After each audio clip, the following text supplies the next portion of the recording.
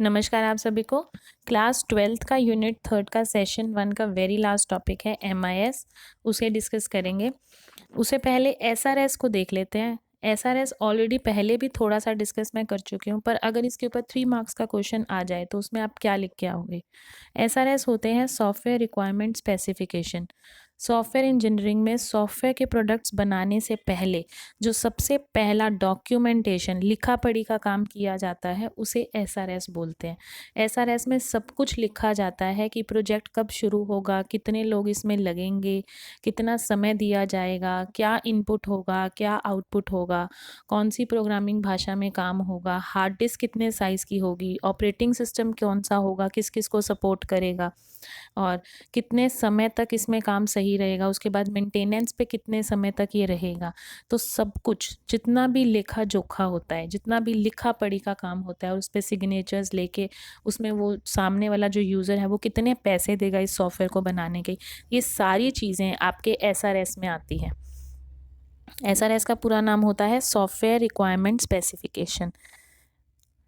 ठीक है, ये सब इसमें लिखा हुआ है, आप अपनी नोटबुक्स में नोट डाउन कर सकते हो।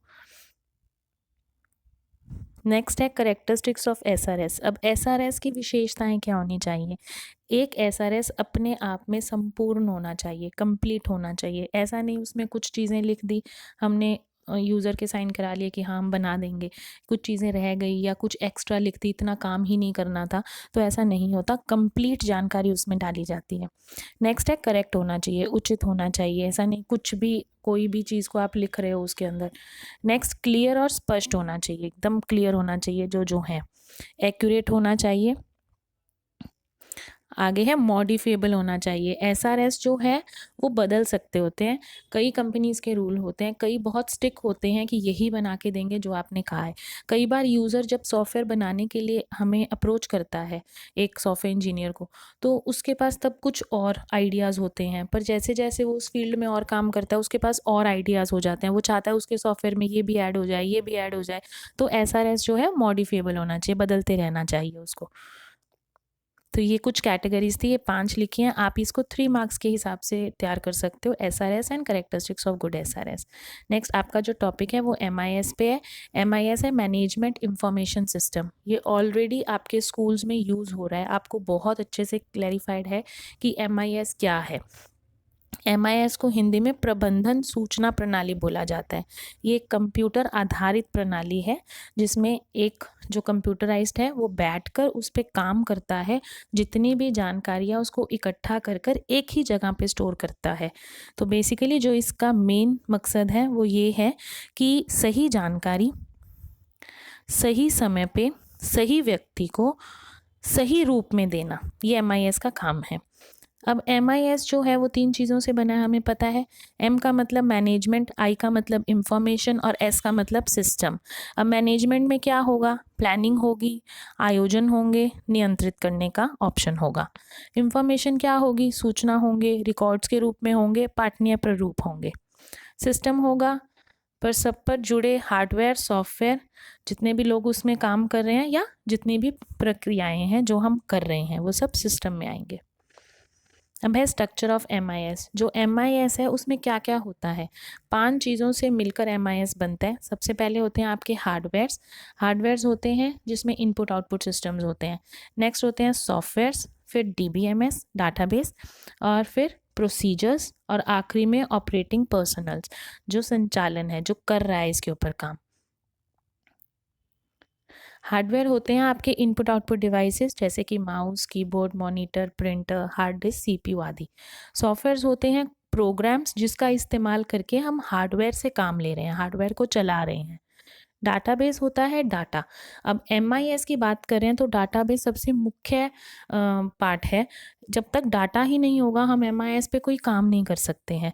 तो डाटा जो है वो बहुत बड़ी मात्रा में हमें चाहिए होता है, और जितना भी डाटा है वो फाइल्स के रूप में हम स्टोर करते हैं, या वो फाइल्स ऑफलाइन हो सकती है, फाइल्स ऑनलाइन भी हो सकती हैं।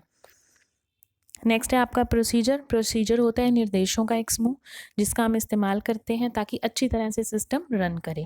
आखिरी आपके ऑपरेटिंग पर्सनल्स, वो लोग, वो व्यक्ति जो MIS को अपडेट करता है।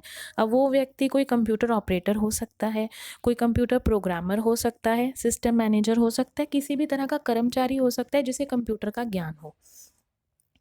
नेक्स्ट है बेनिफिट्स ऑफ MIS। अब MIS का लाभ क्या है, क्यों ही ज़रूरत है MIS की, क्या फ़ायदे मिलते हैं हमको। सबसे पहला, इम्प्रूव डिसीजन मेकिंग। जो आपको एक निर्णय लेना है वो एक सही तरीके का निर्णय ले सकते हो आप जब आपके पास जानकारी है तो। नेक्स्ट है आपका एनहांस्ड एफिशिएंसी। जब एक ही जगह पे बहुत सारा डाटा मिल रहा है, उसी समय पे मिल रहा है, आपके समय पे मिल रहा है, तो एफिशिएंट डाटा होता है।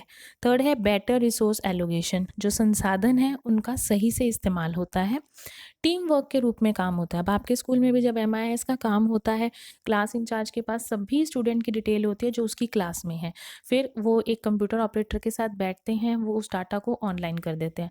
अब इससे हमें फ़ायदा क्या होता है कि अगर हमें बच्चे की जानकारी चाहिए तो सीधा MIS से हम उसकी सारी डिटेल ले सकते हैं। उसके मदर फादर की डिटेल्स तक उसमें होती है, वो कितना पढ़े लिखे हैं। अब आप सोचोगे कि इससे क्या लेना है।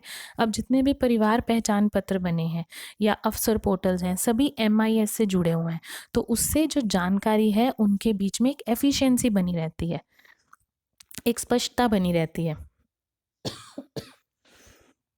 नेक्स्ट है रिस्क मैनेजमेंट। जो भी काम हो रहा है, जब एक ही तरह का डाटा हर जगह अवेलेबल है तो कोई रिस्क नहीं रहता है, कोई गलत डाटा नहीं एंटर होता है, क्योंकि उसमें फिर तालमेल बन जाता है उसमें कि ये इसमें तो ऐसा है लिखा हुआ, ये आया है, तो किसी तरह का रिस्क नहीं रहता। तो ये 5 रीज़न है जिसके कारण जो हमारे बेनिफिट्स हैं MIS के। तो ये आपके सेशन 1 का वेरी लास्ट टॉपिक था। नेक्स्ट हम सॉफ्टवेयर टेस्टिंग सेशन 2 को कंप्लीट करेंगे। धन्यवाद।